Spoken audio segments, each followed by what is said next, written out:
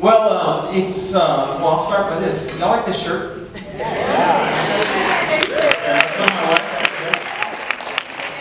So let me tell you how this shirt came about. There's a lovely lady, two lovely ladies in our church. One of them comes up to me and says, "You wear a lot of purple ties."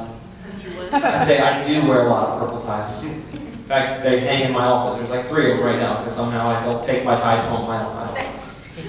So the next week, this fabric shows up. And then the next week, someone else takes the fabric and this shirt shows up. And one for my wife. Amen. Wow. I'm pretty excited about that. Thanks for letting me in the club. Thanks for letting me wear your nation's apparel. I'm honored to do that. Hey, we've been in the Advent season, and there's been several different themes that we've been working on. The first one, remember, we looked back, was waiting. And then wonder, Pastor Kia talked about last week. Glenn brought a message on worrying. Today we're going to be talking about winning. And a week, 168 hours or so from now, we're going to be talking about worship while we do it.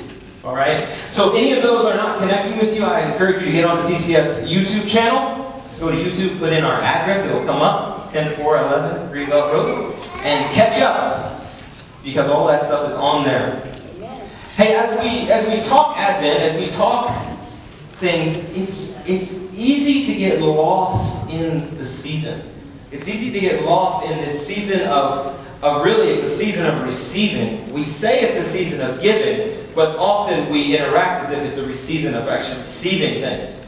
We work tirelessly to be racing around and getting the best deals and having the amount of gifts under the tree, and the right amount of the gifts under the tree, and all of these things. We really, even though we confess Christ as the reason for the season, we do a lot of other things as well that push in on us, that press in on us, that we need to know that we're sharing that a bit with what we're really celebrating. What we're really celebrating is this moment here, moving on to a life that was modeled for us, and ultimately a debt that was paid for us.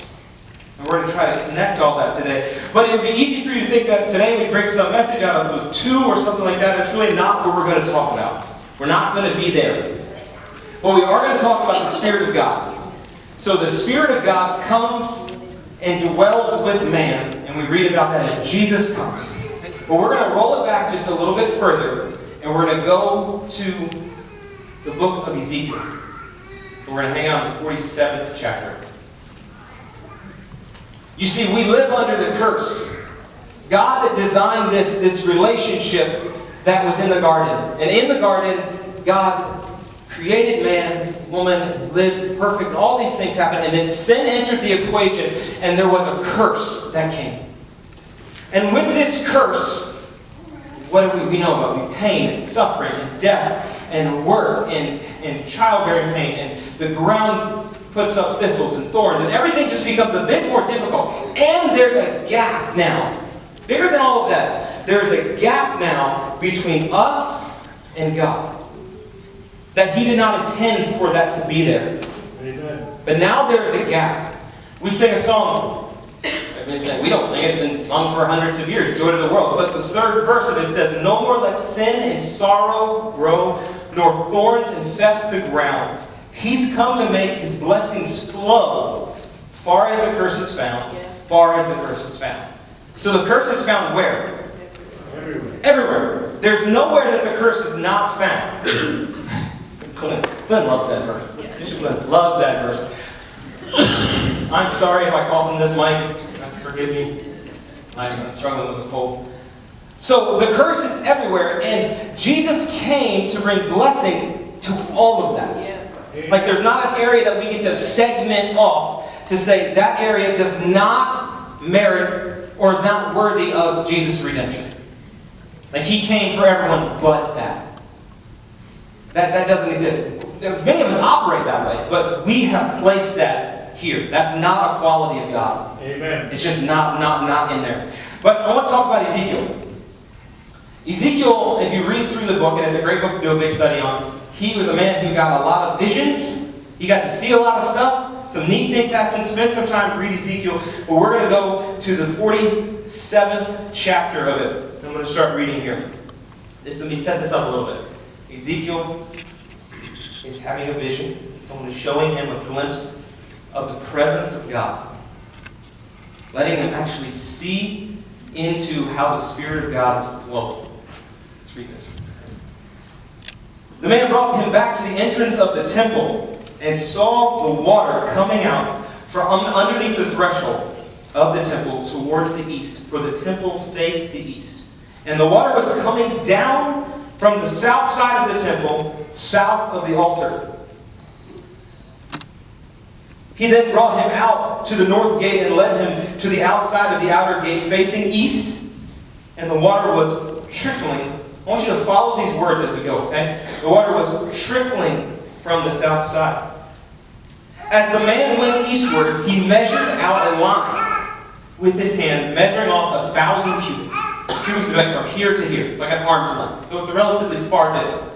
1,000 cubits. And he led the man through the water and found the water was ankle deep.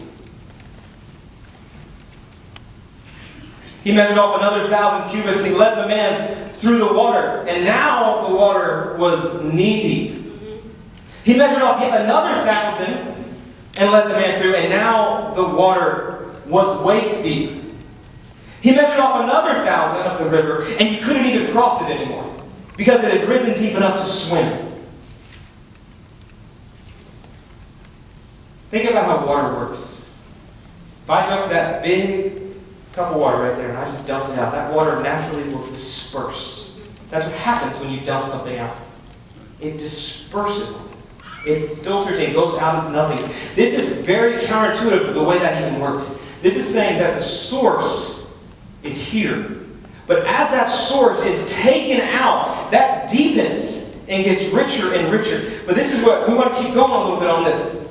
And I'm going to paraphrase just a little bit. So this water is getting deeper and deeper and deeper and deeper as they step into the next spot. So it's coming out of the altar in a trickle. And as they step into the next spot, all of a sudden it's getting deeper. And they have a choice to make. The choice is, do we turn back because it's deep enough? Or do we wade out a little bit further where we don't really know what the next step is? So he continues to wade out in the water. Wade out. And all of a sudden the water is at his knees. And then his waist. And then his neck. And then he's swimming in it. But this water is on its way somewhere. It's not just about living in this depth of this. It has a purpose. See, the water is flowing towards the Dead Sea. It's flowing to an area where life does not exist. Yes. There's nothing that lives in the Dead Sea. Nothing today lives in the Dead Sea. Go there. I would love to go. I've never been there. Apparently you just float up and down in the salt. But nothing's alive there. So there's water, this fresh water that started as a trickle from the altar of God is now going down, and it's getting deeper and deeper and deeper, and all of a sudden it's very, very close to making impact with the Dead Sea. So where the salt water is, where no life lives, now fresh water is coming at it. And what happens is we see, as you read on in this passage, that as that fresh water begins to invade and impact the Dead Sea starts to become fresh. It starts to turn over and become something that it was not. A byproduct of that is now where death was, life begins to happen. You see, life begins to happen where we are convinced that it can't. Where we're absolutely convinced that this is a place that you just go off and die. Now all of a sudden, because the presence of God is flowing and that we've stepped into the presence of God and we've kept moving with the presence of God, all of a sudden there's redemption happening and things like fruit trees are starting to grow and produce. And fish is starting to happen and produce. And people are sitting under the shade trees in the presence of God. You guys, when we talk about this Christmas season, we often just want to talk about this initial moment. This initial moment where Jesus came into the world. That was the beginning of something that had already begun. Yeah. See, we don't just see it starting there. We see it starting way back of this heartbeat of the Father that says, I want to dwell with you. I want to be a part of who you are. I need to be a part of who you are. And there's a curse that sits between us, but I'm going to push that back. I'm going to push that back, but I need you to step out into the water. I need you to move into it. You can't just expect you to be taken over. There's a step of cooperating with the Spirit that will absolutely change lives. Because it takes dead things and makes them living things. Amen. And we need to not, but we often do. We forget that we were at one point dead. Yes. There's this moment where we think we just live in life. Well, we do now. Because we've met Jesus. And if you haven't met Him, we'll have an opportunity today. I want you to meet Him. He will change your life. Amen. Okay, but we are living now because this stream of living water flows through us because of this relationship with Jesus. But that's not the baseline for everybody. Amen. When you look around and they don't know this person of Jesus, they don't know this message of Christmas, they don't know this message of redemption or the resurrection or any of those things, they live in a dead state. That we have an opportunity to be stepping into with them. We have an opportunity to be going that next step into the presence of God and letting it get deeper and deeper and deeper, knowing full well that that depth is going to impact death. Knowing full well that we have an opportunity to look death in the eye and say, no, Jesus wins. And speak freedom to people's lives. Hallelujah. Christmas speaks freedom. Jesus speaks freedom. Because we're eternally lost without Him. So we need Him for that. We have to have Him for that. We have to depend on that. When we depend on other things, know that we're just depending on other things. But they're not going to work. Because the Creator is the only way. Yes. The only way. There's no other option.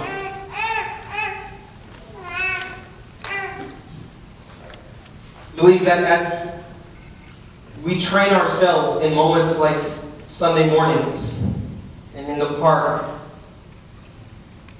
it happens here in our outreach center. We train ourselves being willing to step into the deep, or at least step into the next step. At least get our ankles wet and not be so scared of the trickle. Realize that the depth, the ocean, isn't that bad of a place. In fact, it's a pretty amazing place because at that point we are completely surrounded by the presence of God. We're just lost in it. We sing a song that says, if your grace is an ocean, then I'm drowning. What a great place to be. Let's drown in His grace. But we have to step into His presence. There's an action involved in that. I love the fact that we can just read it in Ezekiel and see this imagery with water, how it comes out of the altar and down in the depths. Then you can move over a good bit in the Bible. We get to John. Chapter 4, Jesus says these words. He says, He answered saying, everyone who drinks from the water will stay thirsty.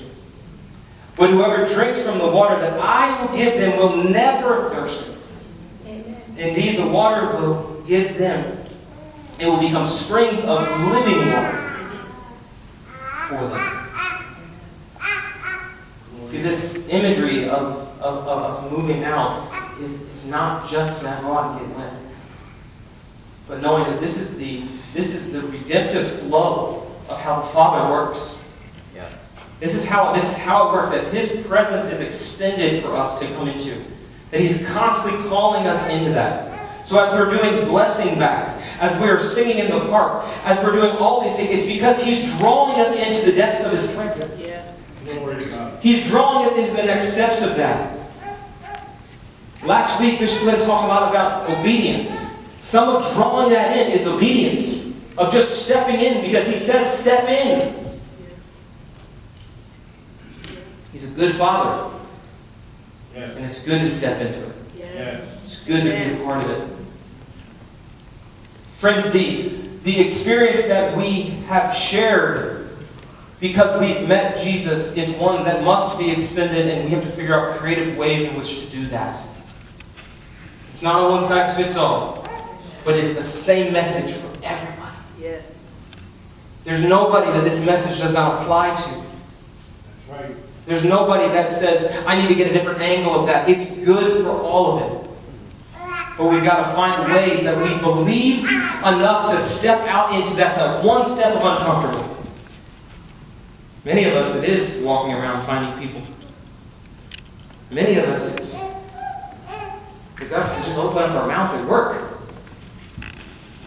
Or to step out of a conversation that's going in the wrong direction, and when someone asks why, just kindly explain, I can't participate in that.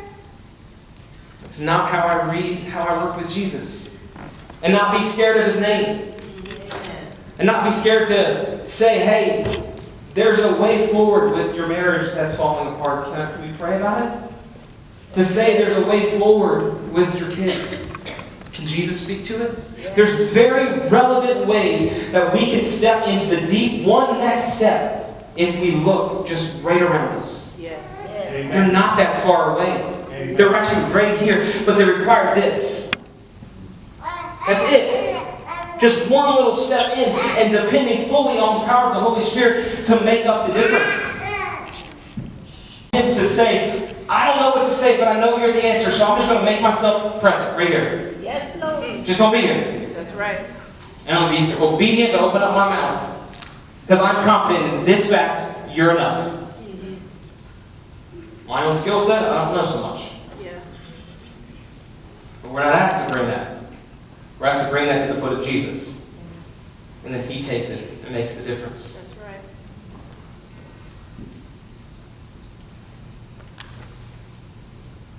Jesus brings springs of living water. And that's, for me, what the message of Christmas is more than anything. Is that it's not just a baby, although it's a critical spot.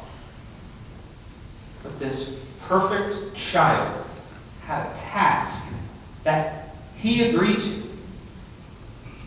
The Trinity came together and made this plan. And stepped into humanity for me. To pay a debt that I couldn't pay. Because there was a curse that came on the scene that needed to be rolled back. Amen. And Jesus is the only way that is rolled back. Yes. Yes. There's no other way.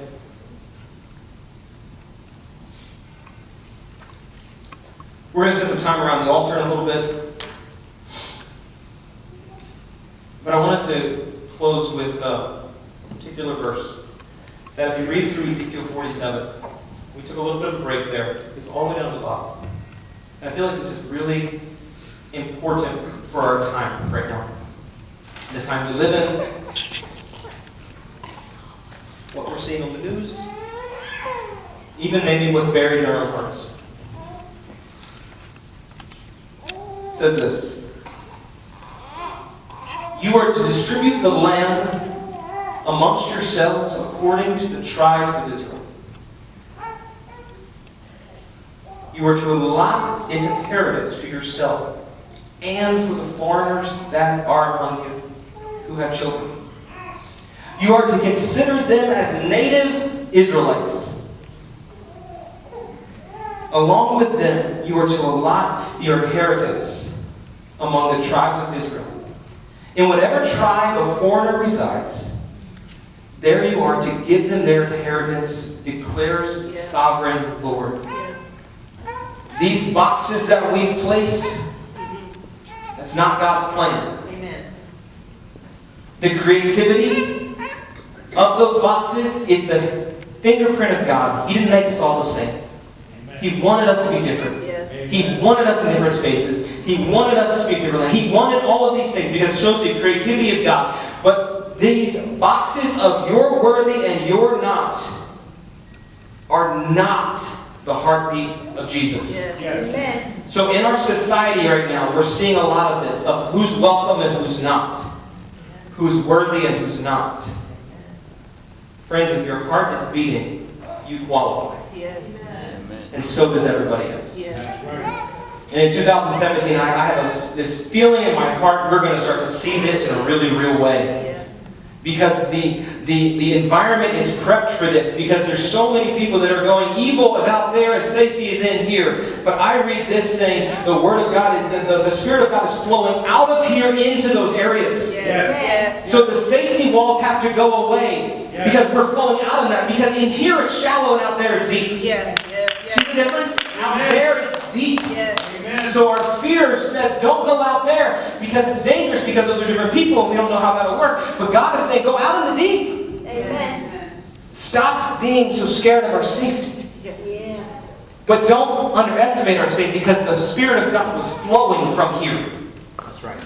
We often forget, it's not like, well, we're just going to be people who go. You have to be people who come. You have to start.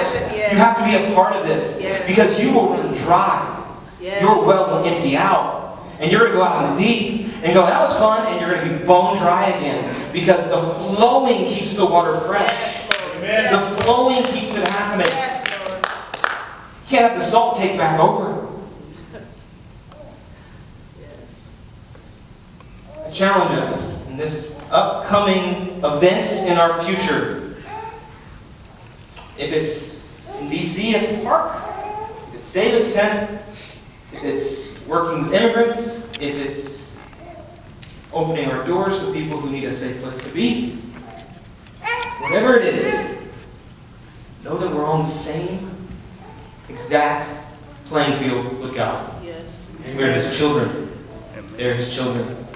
And the good Father who sent His Son wants them all. Every one of them. Even the ones who don't know Him yet. And even the ones who overtly are pulling against Him because they don't know Him yet. Yeah. We believe for redemption for those people too. Friends, ISIS is a really messed up situation. But let's be praying like crazy for them. That they meet Jesus. Yes. Yes. Yes. Let's be praying for the people in that area, that they experience Jesus at a higher level than they experience hardship of war and battle. Yes. Yes. At the end of the day, we're people in need of a Redeemer. Yes. And Christmas is a marker that God came as a Redeemer Praise for God. all of us. Yes. Amen. Thank Ben, you. why don't you join us? Amen. Amen.